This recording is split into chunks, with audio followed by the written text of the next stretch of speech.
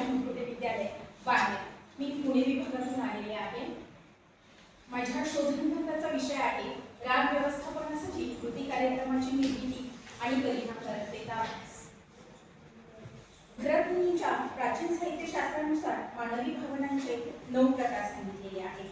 तर आधुनिक मानसशास्त्रज्ञ इग्मन यांच्या मते आनंद, दुःख, राग, भीती, आश्चर्य, तिरस्कार या मानवी भावना आहेत.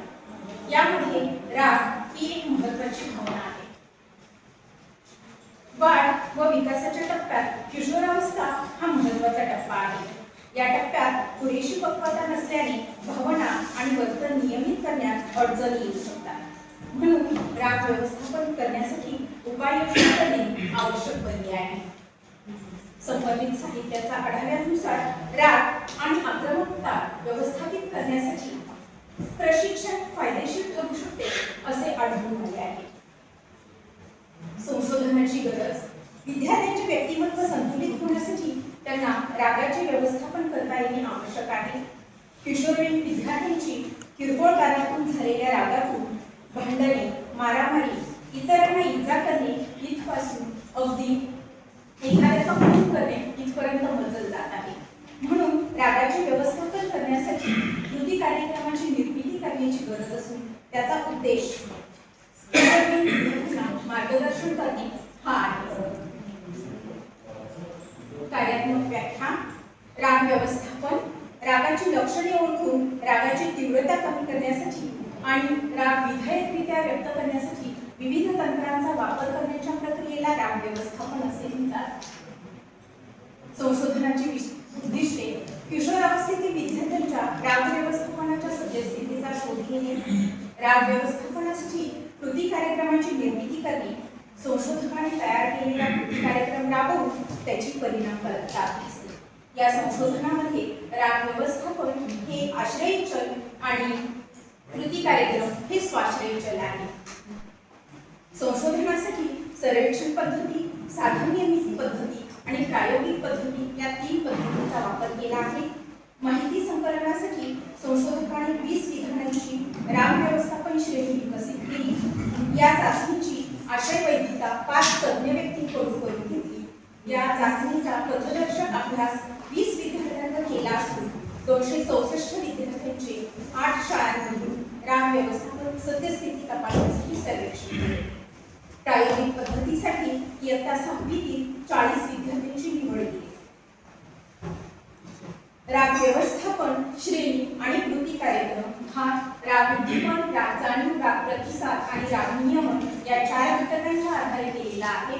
रागाचे एक चक्र आहे आणि या चक्रामध्ये राग जेवढ्या लवकर नियंत्रणात आणता येईल तेवढे कमी दुष्परिणाम आढळून येतात.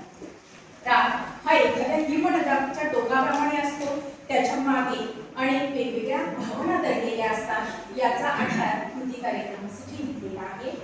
संशोधनाचे योगदान. बौद्धिक शारीरिक विकासासोबतच विद्यार्थ्यांच्या भावनिक विकासास चालना मिळेल. विद्यार्थ्यांना दैनंदिन जीवन जगताना राग व्यवस्थापनासाठी उपक्रम घेतील. प्रस्तुत संशोधनातील राग व्यवस्थापनासाठी विकसित केलेला कृती कार्यक्रम इतर शाळा राबवू शकतात. संवेदनशील अशा किशोरावस्थेमध्ये विद्यार्थ्यांना भावनिक नियमनाचे महत्त्व कळाले तर त्यांचा सामाजिक विकास होऊन संपन्न व्यक्तिमत्व निर्माण होण्यास मदत होईल. प्रस्तुत संशोधनातून तयार केलेला कृती कार्यक्रम राबवल्याने समाजात सुसंस्कृत नागरिक बनण्यास हातभार लागेल. NEP 2020 मधील धोरणांप्रमाणे विद्यार्थ्यांचा समग्र विकास होण्यासाठी सहाय्यता प्राप्त होईल. माहितीचे विश्लेषण आणि अर्थनिर्वचन. राग उद्दीपन, राग जाणीव, राग प्रतिसाद आणि राग नियमन यांची सद्यस्थिती सरासरी आहे. उद्दिष्ट क्रमांक 2. कृती कार्यक्रमात भावनांची ओळख, रागाची चेतावणी देणारी चिन्हे, रागाचा हिमनग, राग निर्माण करणाऱ्या परिस्थितीचे नाट्यीकरण, वर्तन साखळी विश्लेषण, रागाचे चक्र, मनाची एकाग्रता, विद्यार्थ्यांना भावनिक परिस्थितीचा सामना करताना थांबायला शिकणे, दीर्घ श्वास घेण्याचे तंत्र, रागाची दैनंदिनी यांसारख्या 10 कृतींचा समावेश करण्यात आला. उद्दिष्ट क्रमांक 3. कृती कार्यक्रमाच्या अंमलबजावणीनंतर विद्यार्थ्यांच्या उत्तर चाचणीच्या गुणांमध्ये सुधारणा आढळून आली आहे. संशोधनाची फलिते.